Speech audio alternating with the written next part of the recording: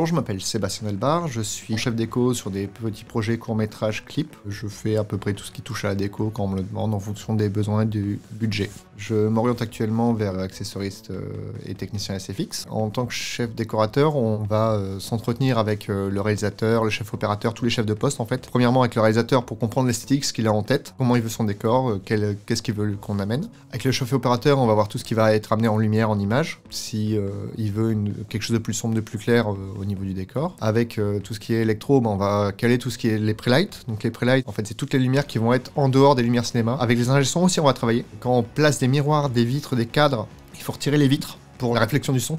Parce que ça peut pourrir son acoustique ou son design acoustique, donc l'orientation des cadres justement pour baisser le son vers le bas ou vers le haut. Enfin, il y a plein de paramètres à prendre en compte avec tous les postes. Avec la régie pour tout ce qui est nos locations de véhicules. Donc en fait, on est l'un des postes où on voit tous les postes annexes. Alors quelle formation un peu complexe. J'ai toujours bidouillé à droite à gauche. En seconde, j'ai fait 2 ans en école d'art où j'ai fait illustration et photographie. J'ai bossé en petit boulot à droite à gauche. De là, en fait, j'ai un collègue qui m'a dit un jour, écoute, je suis sur un tournage, là, en tant que photographe. Faut que tu rencontres le réal, et il a complètement ta même vision que tu avais en photo et en dessin, et faut que tu le rencontres. Donc c'était le tournage Lila et Valentin de Adrien Lhomme-Dieu. Tu sens ce souffle de vie ici. Je crois que c'est depuis que tu es là. Où je suis arrivé en renfort déco, il cherchait des petites mains. Il y a une scène un peu médicale où j'ai fait toute la préparation médicale. En fait, il faut savoir que les appareils médicaux, t'as les alarmes qui gueulent dans tous les sens. Sauf qu'en tournage, on n'en veut pas. Donc démonter, retirer les chantes et compagnie, bricoler un peu électronique, mais les remettre en état de service à la fin du tournage. J'ai fait la pluie également pour ce tournage-là. Les effets de matière, tout ce qui est pollen dans le film, si vous regardez le court-métrage, la bibliochambre, les particules de pollen, en fait, il y a une petite partie en image synthèse, mais il y a une grosse partie qui est en effet plateau. J'ai fini le tournage, on a fait la première du film, et en fait le producteur et le réalisateur m'ont dit on t'a fait une surprise au générique, et au générique j'étais crédité premier assistant accessoiriste. C'était mon premier tournage. Et j'essaie de me former pour rester là-dedans. Je me suis éduqué également à la lumière, à l'image, parce que c'est quand même quelque chose d'important. Je bricole énormément chez moi pour savoir un effet ou un autre, comment il a été fait pour le reproduire. Et voilà à peu près le parcours qui est un peu en dents de scie, un peu divagant, mais ça me gêne pas à l'heure actuelle dans mon travail. Alors est-ce qu'il faut être passionné d'histoire pour aimer la déco? Quand on fait des films historiques, oui. Parce qu'on va passer beaucoup de temps en archive avec l'ensemblier, avec tout le monde pour voir les sources, si c'est quelque chose de strict. Il y a beaucoup de recherches à faire en amont. Je dirais qu'il faut aimer plus observer les gens et la vie. Parce qu'en gros, si on veut qu'un décor soit vivant, il faut se représenter comment les gens vivent au quotidien, avant et après le scénario. Qu'est-ce qui va faire que la personne en se baladant va bouger dans son intérieur. Un de mes premiers chefs déco m'a dit: si on met un objet visible au décor et que c'est quelque chose que tout le monde connaît, il faut que ça soit utile. Sinon, on se pose des questions. Si un réalisateur voudrait un mur rouge, on discute avec lui. Déjà, est-ce que ça ajoute quelque chose à l'histoire ou ça retire quelque chose à l'histoire? Si effectivement c'est essentiel et nécessaire, on va voir quel rouge il veut. Donc en général, on se balade avec un grand nuancier. Et on fait toutes les teintes de rouge, et on voit pour designer un moodboard. Moodboard, en fait, c'est vous avez l'image, et en dessous, vous avez la palette de couleurs qui va être dans l'image.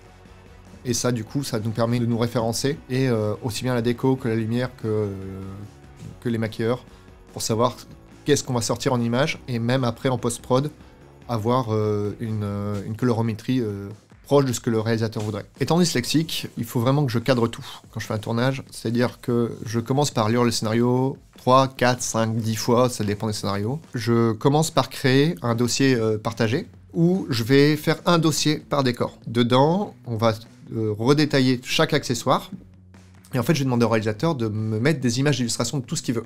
Donc on va voir toute une bibliothèque de ce que le réalisateur veut.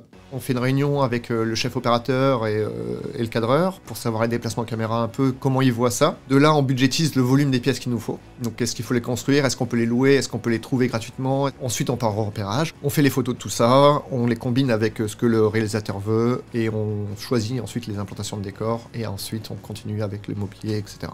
Et là, on est juste à la première partie. Ensuite, on fait un dépouillage vraiment détaillé.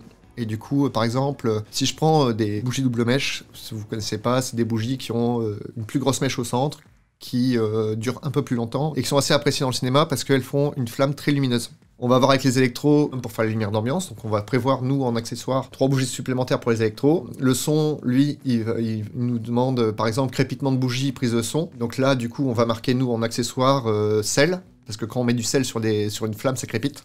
Juste pour une séquence de bougies, hein. c'est pas énorme, mais c'est un gros travail. Une fois qu'on a fait tout ce gros dépouillage-là, on l'envoie à tous les postes le relisent, font leurs modifs, on remet en commun, et on continue comme ça, plan par plan. C'est eux? Bah oui. On va différencier ce qui est décor et accessoires. En fait, les gens pensent que accessoiriste, c'est à faire un peu tous les objets du décor. Non. Accessoiriste, c'est tout ce qui va être manipulé par l'acteur. Ce qu'il faut comprendre aussi en accessoiriste, c'est que on va beaucoup se renseigner sur quel est le type de personnage que le réalisateur voudrait. Et ça, nous aussi, on va le deviner un peu en lisant le scénario, on va faire des propositions au réalisateur. Si vous regardez, par exemple, Caméra Café, Scène de ménage, Nos chers voisins, vous ne verrez jamais une vraie marque. Vous aurez l'impression de voir une vraie marque, mais en fait, tout est faux. Et on utilise, par exemple, dans l'équipe déco, il y a très peu de personnes qui le savent, mais on a des graphistes. Parce que c'est des gens qui vont être capables de, sur un historique comme j'ai pu faire, nous refaire les vignettes automobiles, pour ceux qui étaient nés dans les années 90 et avant, hein, les vignettes d'assurance, les fausses plaques, les fausses affiches publicitaires. Et puis ces tracts prouvent que vous appartenez à l'OAS. Donc on a l'accessoiriste classique, donc qui va s'occuper de tout ce qui est interaction avec l'acteur. L'accessoiriste au meuble, qui lui va s'occuper de tout ce qui va être en mouvance dans le décor. Par exemple, si vous regardez Paranormal Activity, c'est de l'accessoiriste au meuble. Pour la chaise, c'est pas compliqué, ils ont surélevé, aimant en dessous, et t'as un mec qui se balade avec deux grosses, comme des ventouses, mais c'est des aimants, et il se balade la chaise. Donc ça va être tout ça, ce qui est accessoiriste au meuble. Donnez 5 conseils à des étudiants qui veulent faire des courts-métrages.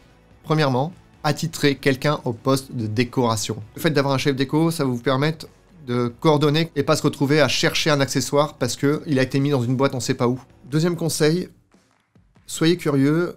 On écrit un scénario pour un moment de vie du personnage, comment il vit dans son appartement, des petits détails à droite à gauche. Troisième conseil, vous voulez quelque chose de précis, faites un dossier avec beaucoup de photos de référence. Le mec qui va être dédié au décor va essayer vraiment de trouver le plus proche pour vous et va passer son temps à faire ça. Et c'est un truc qui va vraiment vous amener un plus dans ce que vous voulez montrer aux gens de votre personnage. Quatrième conseil, un tournage, c'est 10% du budget alloué à la décoration. Pour un truc contemporain, dès que vous faites un truc futuriste ou ancien, vous doublez le budget. Si vous faites du futuriste, ça va être beaucoup de fabrication, donc on va beaucoup d'achat de matières premières, etc. Même si c'est du DIY, vous allez assembler des boîtiers électriques sur un sac à dos pour faire une combinaison spatiale, allouer un peu plus de budget parce que c'est dommage de ne pas avoir le rendu qu'on veut, juste parce qu'il va nous manquer un accessoire. Et cinquième conseil, faites un décor qui vit. Faites quelque chose qui n'est pas forcément propre s'il n'y en a pas besoin. S'il y a de la vaisselle parce qu'on est le vendredi dans votre scénario, et que c'est un étudiant et qu'il n'a pas fait sa vaisselle, bah c'est normal. Sauf si vous faites quelqu'un de maniaque, où là, la vaisselle sera faite, tout sera clean. Faites vivre, imaginez comment vit votre personnage dans le décor. Des bons plans pour les étudiants qui n'ont pas de sous pour faire de la déco. Et il y a Emmaüs, même pour les tenues. Pour avoir des tenues, des fringues et tout, vous faites des locations Emmaüs, ça marche. Si vous faites des cautions qui sont très petites, et en plus, vous faites une bonne action. Faites le tour un peu des gens et de ce qu'ils jettent. Vous passez par Dournon, par Le Bon Coin, partout. Et n'ayez pas peur vous voyez un truc dans la rue qui peut correspondre, prenez-le. Ça peut toujours servir sur votre tournage. Faites-vous aider par des commerçants qui certains sont très heureux de vous filer un coup de main. Et en très bonne expérience, récemment, j'ai eu Dieu 2.0 qui d'ailleurs va bientôt sortir. J'ai fait une copie de La Chambre de Pasteur. Niveau expérience, passer du temps en archive, refaire le truc, trouver les objets, trouver tout, c'était vraiment super sympa d'aller chercher le détail pour tromper même certaines personnes. Ils ont reçu des messages, mais comment vous avez eu l'Institut Pasteur? Ils autorisent personne, on peut même pas rentrer photographier dans cette chambre. Donc ouais, c'est assez marrant de faire des trucs comme ça et que t'as des gens qui vont se dire « Mais comment il a fait ça ?» Ben, j'ai triché. Ah, qu'est-ce que je dirais à mon moi du futur? Il y a 4 ans... Mais tu refuses. Je dirais, mais finis ta formation à la recherche en archives et reprends ton taf et amuse-toi, quoi.